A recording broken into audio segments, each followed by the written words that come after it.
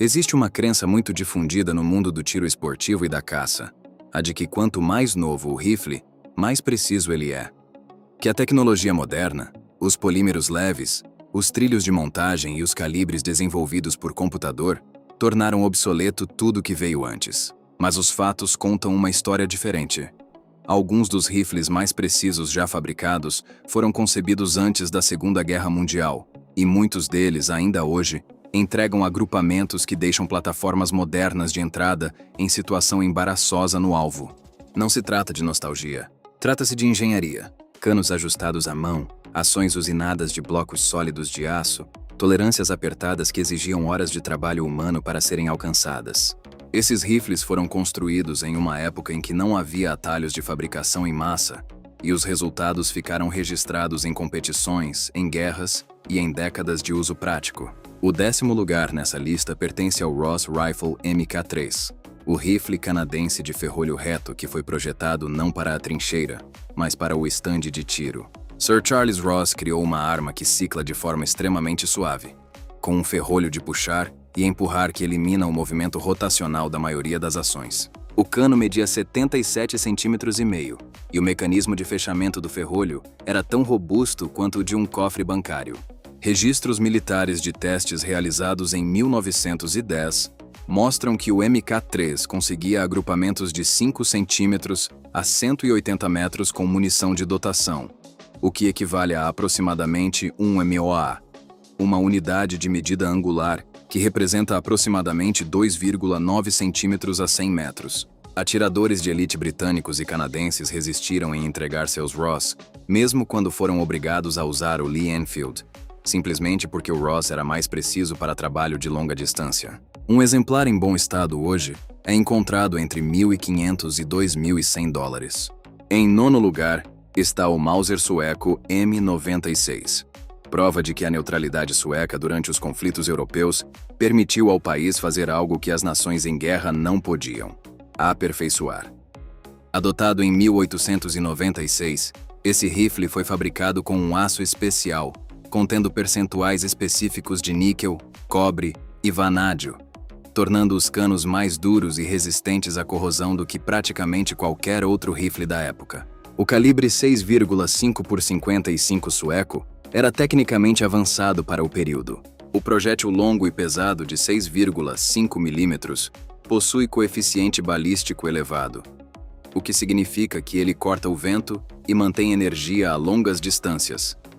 Conceitos que os atiradores modernos redescobriram com o 6,5 Creedmoor. Com munição de excedente militar, o M96 entrega agrupamentos de 1,5 MOA. Com cargas manuais, esses rifles de 120 anos regularmente ficam abaixo de 1 MOA.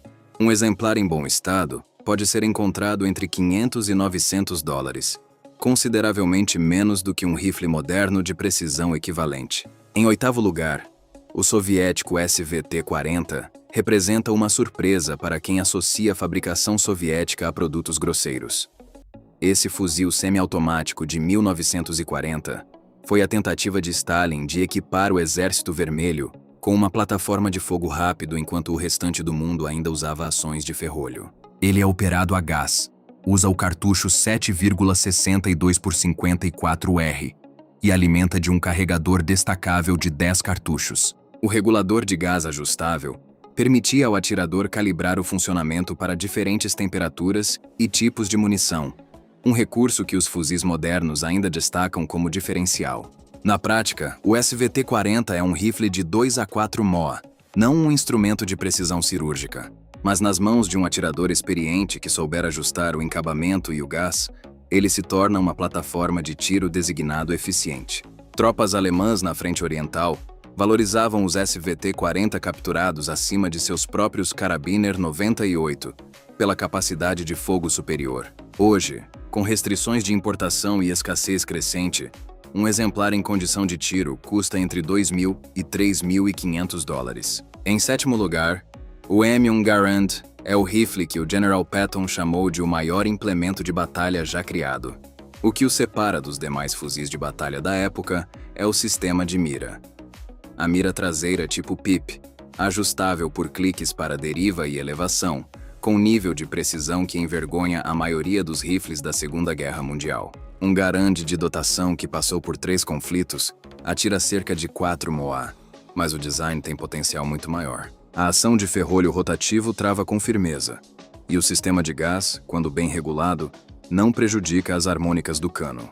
Por isso, os Garand de tiro nacional dominaram competições esportivas por décadas. Um rifle preparado pelo programa da Marksmanship Program Civil, com cano novo e encabamento ajustado, é facilmente um fuzil de 1,5 MOA. Em 2026, o programa mantém o Garand como categoria válida em competições oficiais de alto poder, o que demonstra que esse rifle não é apenas peça de colecionador.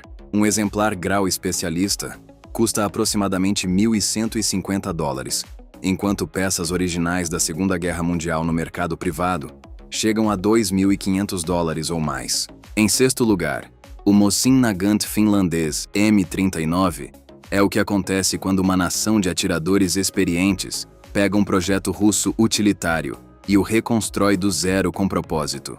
Os finlandeses tomaram receptores russos capturados e os reformularam completamente. Instalaram canos pesados de grau de competição fabricados pela SACO ou pela VKT. Desenvolveram um encabamento de bétula ártica com emendas que não empenavam nas temperaturas extremas do inverno finlandês, mantendo o cano flutuante e o zero consistente.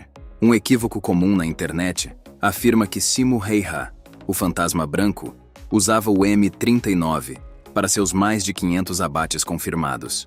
Na verdade, ele usava o modelo anterior, o M28-30. O M39 é a evolução final dessa linhagem, incorporando todas as lições aprendidas na Guerra de Inverno. Com munição de excedente, atiradores modernos regularmente alcançam 1,5 MOA. Com cargas manuais, o desempenho melhora ainda mais. No mercado atual, espera-se pagar entre $800 e $1.200 por um bom exemplar. Em quinto lugar, o Heckler & Koch PSG-1 nasceu de uma tragédia. Após o massacre das Olimpíadas de Munique em 1972, onde policiais armados com rifles de mira aberta falharam em neutralizar os terroristas, a Alemanha Ocidental exigiu um sistema semiautomático capaz de precisão cirúrgica absoluta. O resultado foi o PSG-1. Ele usa uma ação de retardo por roletes, similar à do fuzil G3, mas engenheirada em nível extremo. A HHK soldou trilhos de aço no receptor para eliminar qualquer flexão. Instalou um cano pesado com raiamento poligonal e um dispositivo silencioso de fechamento do ferrolho, para que um atirador de elite pudesse carambular sem o clique característico denunciar sua posição. O requisito de precisão era rigoroso. 50 disparos consecutivos de munição de competição deveriam agrupamentos em um círculo de 80 mm a 300 metros. Isso equivale a aproximadamente um MOA, sustentado ao longo de 50 tiros sem resfriamento ou limpeza, um teste que faz a maioria dos rifles modernos dispersar à medida que o cano aquece. O preço dessa performance: o rifle pesa mais de 7,8 kg e originalmente era fornecido com um tripé. Hoje, se encontrado, custa entre $15.000 e $25.000. Em quarto lugar, o Schmidt-Rubin K31 prova que os suíços tratam aquisições militares como relojoaria. É um fuzil de ferrolho reto, identificável pela alça de armamento característica. Ao contrário da maioria dos rifles militares fabricados por fundição ou estampagem, o receptor do K31 foi usinado de um bloco sólido de aço. As tolerâncias são tão precisas que a ação soa como um cofre fechando. Ele dispara o cartucho 7,5 por 55 suíço, e a munição de dotação padrão GP11 era essencialmente de grau de competição, com um anel de cera para criar vedação perfeita na câmara. Uma curiosidade: ao remover a placa do coronhão de um K31 excedente, frequentemente encontra-se uma pequena etiqueta de papel com o nome e endereço do soldado cidadão suíço ao qual o rifle foi designado. Com miras de ferro, um MOA é o padrão. Com óptica, ele compete com plataformas modernas de precisão. O estoque de excedente finalmente se esgotou. Então os preços subiram para a faixa de $600 a $900. Mesmo assim, é uma pechincha considerando que fabricar o mesmo rifle hoje com os mesmos métodos custaria muito mais. Em terceiro lugar, o Springfield modelo 1903 é o Mauser americano, literalmente. O governo dos Estados Unidos teve de pagar royalties a Mauser por infringir patentes ao desenvolver esse fuzil. Mas os americanos pegaram o design alemão e adicionaram a cultura de tiro esportivo americana. Adotado em 1903, esse rifle serviu como plataforma principal de atirador de elite norte-americano na Primeira Guerra Mundial, na Segunda Guerra Mundial, na Coreia e ainda viu uso nos primeiros dias do Vietnã. Por quê? Porque a ação é extremamente robusta e os canos eram excepcionais. As versões de tiro nacional apresentavam canos com calibração por estrela, o que significava que eram medidos para uniformidade e marcados com uma estrela no focinho. Ele é capaz de agrupamentos abaixo de um MOA com boa munição. Uma advertência para colecionadores. Evitem exemplares com número de série abaixo de 800.000 da Springfield Armory, pois esses receptores iniciais tiveram problemas no tratamento térmico e podem ser frágeis. Hoje, um exemplar seguro para atirar custa entre $1.000 e $2.500. Em segundo lugar, o M1917 Enfield é o patinho feio que se revelou um cisne. Quando a Primeira Guerra Mundial começou, os Estados Unidos não tinham Springfields suficientes. Pegaram o rifle britânico Pattern 14, que estava sendo fabricado em fábricas americanas, e o recalibraram para o 36. O resultado foi o M1917. É grande, pesado, tem uma alça de ferrolho em cotovelo, mas os soldados logo perceberam algo. Era melhor que o Springfield. O receptor é massivo, originalmente projetado para um cartucho Magnum poderoso, então maneja o 36 com facilidade. Comporta 6 cartuchos no carregador em vez de 5. E tem as melhores miras de ferro da guerra. Uma mira PIP de abertura protegida na parte traseira do receptor, com raio de mira enorme. A história forense indica que foi esse rifle que o sargento Alvin York provavelmente usou para silenciar as metralhadoras alemãs, não o Springfield mostrado no filme. Em seu diário, York anotou que preferia a precisão dos fuzis britânicos, ou seja, os Enfield fabricados nos Estados Unidos. Hoje, esses gigantes adormecidos são encontrados entre $900 e $1.500. Em primeiro lugar, o Winchester Model 70 para 1964. Por que o ano de 1964 importa? Porque foi quando a Winchester mudou sua fabricação para reduzir custos, trocando para ferrolhos de alimentação por pressão e peças estampadas. Tudo fabricado antes dessa mudança foi usinado de aço sólido, com um nível de ajuste manual que não existe mais na produção em massa. O coração do pré-64 é a ação de alimentação controlada com o extrator de garra estilo Mauser. Esse extrator captura o cartucho do carregador e o mantém contra a face do ferrolho, o que significa que o rifle pode ser operado de cabeça para baixo, de lado ou em qualquer posição, e ainda vai alimentar e ejetar corretamente. Essa confiabilidade, combinada com canos de grau de competição, fez dele a escolha de lendários caçadores como Jack O'Connor e do fuzileiro naval Carlos Hathcock no Vietnã. Esse rifle estabeleceu o padrão de um MOA de precisão em um fuzil de caça. Em 2026, a Winchester ainda produz versões do Model 70 com ação de alimentação controlada e acabamento premium, com preço sugerido de $2.389 nas versões Super Grade, o que demonstra que a linhagem permanece viva. Mas os exemplares originais pré-64 custam entre $1.500 e $3.000 ou mais no mercado atual, porque representam um nível de artesanato industrial americano que simplesmente não existe mais. A conclusão que esses 10 rifles deixam é direta.